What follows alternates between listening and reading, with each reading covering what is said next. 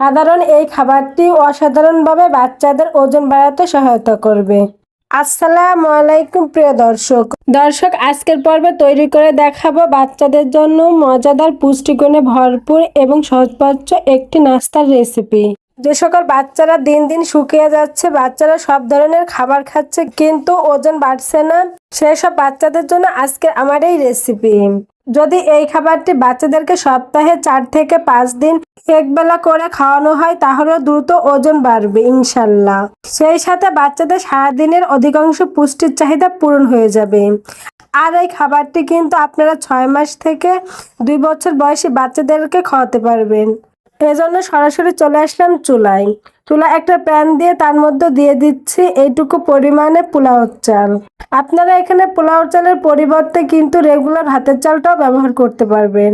চালগুলোকে normal পানি দিয়ে কয়েকবার খুব ভালো করে ধুয়ে নিয়েছি। এবার এর মধ্যে দিয়ে দিচ্ছি এইটুকু পরিমাণে মিষ্টি আলু। মিষ্টি আলু যদি হাতের কাছে না থাকে সেক্ষেত্রে মিষ্টি আলুর পরিবর্তে আপনারা গোল আলুটাও ব্যবহার করতে পারবেন। আলুর খোসাটা ফেলে আলুগুলোকে কিউ আকারে কেটে নিয়েছি এবং ভালো করে ধুয়ে পরিষ্কার করে নিতে হবে। এবার আলু এবং চাল সিদ্ধ হওয়ার জন্য দিয়ে দিচ্ছি, এ পর্যায়ে আলু এবং মিষ্টি আলু সিদ্ধ হওয়ার জন্য দিয়ে দিচ্ছি পরিমাণ মতন পানি। এবার একটা ঢাকনা দিয়ে ঢেকে চুলার আঁচ মিডিয়াম আঁচে রেখে আমি এগুলোকে রান্না করে নিচ্ছি, অর্থাৎ চাল এবং আলুটাকে খুব ভালো করে সিদ্ধ করে নিচ্ছি। ফিরে আসলাম 10 থেকে 12 মিনিট পর। আর এরই মধ্যে কিন্তু আলু এবং চালটা খুব ভালো করে সিদ্ধ হয়ে গেছে।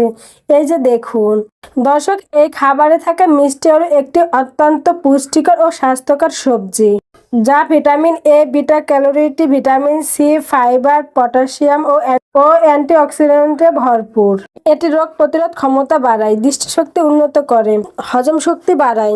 এছাড়াও এতে উচ্চমানের কার্বোহাইড্রেট থাকায় বাচ্চাদের দ্রুত ওজন বাড়ায়। এই খাবারের সঙ্গে আমি যুক্ত করব একটি কলাও কিন্তু ভালো মানের পুষ্টিগুণ রয়েছে। এটা বাচ্চাদের দ্রুত ওজন বাড়াতে সহায়তা করে। সেই সাথে এতে থাকা বিভিন্ন পুষ্টি উপাদান বাচ্চাদেরকে শারীরিক ও মানসিক 2 ধরনের বিকাশ বৃদ্ধিতে সহায়তা করে। তো যাই হোক, কলাটা দেওয়ার পরে আমি চুলা থেকে নামিয়ে খাবারটি খুব ভালো করে ঠান্ডা করে নিয়েছি। এরপর একটা ব্লেন্ডার জারে দিয়ে আমি খাবারটিকে ব্লেন্ড করে নিব।